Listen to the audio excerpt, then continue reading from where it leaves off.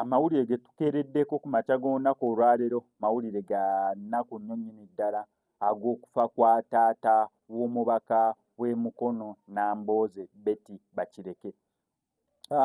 Betty Bakireke amawulire gatutuuseeko kati okubeera nti bambi taata we abadde mu ddwaliro nga bagezaako okubeera nga bamujjanjaba ng'abonaabona n'ebirwadde ebitali bimu, engeri naye gy'abadde akuliridde emyaka mukimanyi bulungi nnyo nti omuntu akulirira myaka ne weebeera nsiri nga ye mulumya eyinza omutawaanya amannyo, magumba, enoki bintu bibeera bingi. So combination y'ebyo ebintu esobola okubeera nga emuggyawo mu bulamu bw'ensi eno.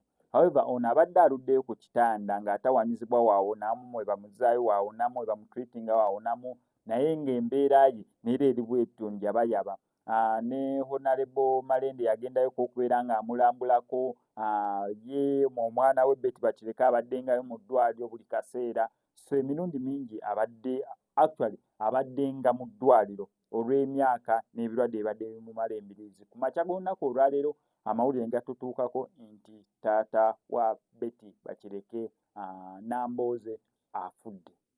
So ngenda sigala nkuleetera details ku ki exactly ekigenda okubeera nga kigenda mu maaso.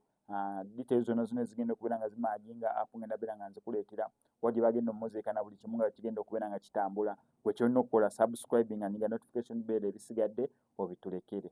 Naye before that nkujjukiza nti wano ku SMX Media tamalirima naffe abalegit shots, omuyimbi oyagala kukolera oluyimba olwa video, oyagala kukolera visualize, oyagala kukolera recording oluyimba mu audio, bajja sobola nnyo okubeera nga bakwasaganya ku ssente ensaamusaamu. Bakubereko obukubizi ku ennamba y'essimu ebisigadde obibalekere.